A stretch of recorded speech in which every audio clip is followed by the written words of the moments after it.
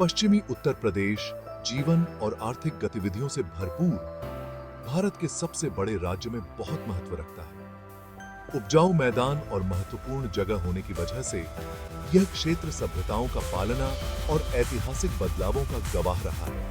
हस्तिनापुर और मेरठ जैसे प्राचीन शहरों से लेकर नोएडा जैसे आधुनिक महानगर तक पश्चिमी उत्तर प्रदेश परंपरा और आधुनिकता का मिश्रण दिखाता है।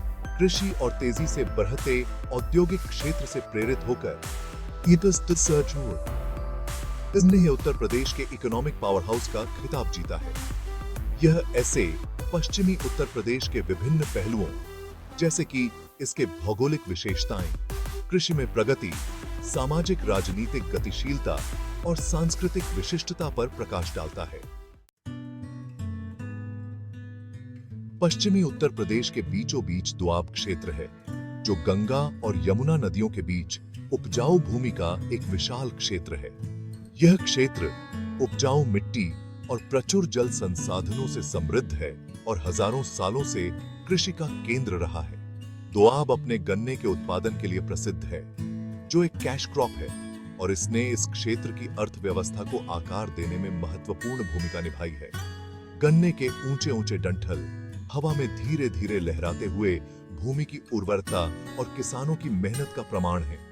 दोआब में गन्ने की खेती एक श्रम साध्य प्रक्रिया है, जिसमें खेती के मौसम में पूरी तरह से देखभाल और ध्यान देने की जरूरत होती है। किसान खेतों में अथक परिश्रम करते हैं, जमीन तैयार करने से लेकर रोपण, सिंचाई और अंत में तैयार गन्ने की कटाई तक। कटाई के मौसम में गन्ने की मीठी सुगंध हवा में फैल जाती है, जो इस क्षेत्र की कृषि समृद्धि की याद दिलाती है।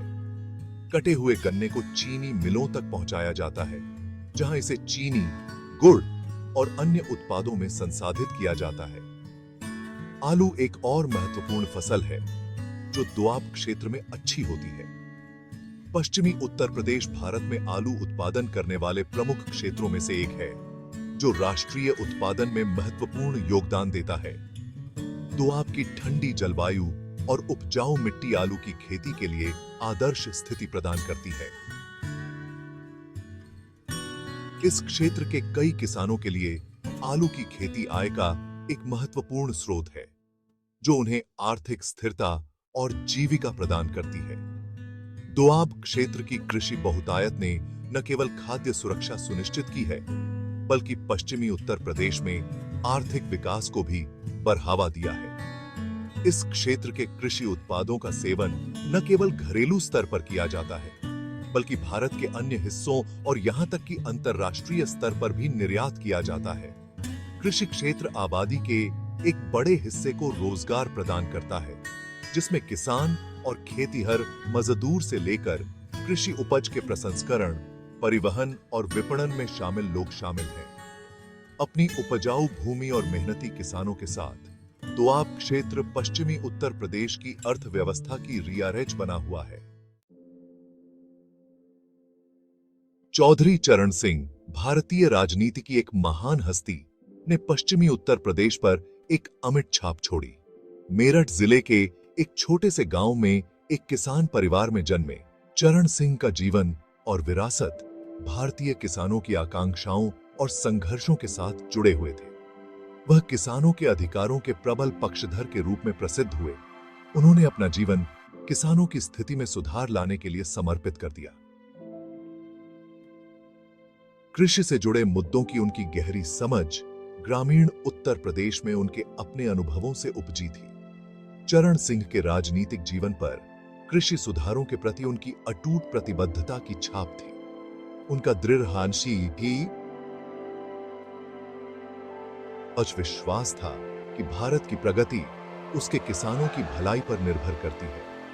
उत्तर प्रदेश के मुख्यमंत्री के रूप में उन्होंने किसानों को सशक्त बनाने और ग्रामीण गरीबी को कम करने के उद्देश्य से कई ऐतिहासिक नीतियां लागू की। इन नीतियों में भूमि सुधार, कर्ज से राहत के उपाय और कृषि क्षेत्र में अनुसंधान और विकास को बढ़ावा देने के लिए कृषि विश्वविद्यालयों की स्थापना शामिल थी।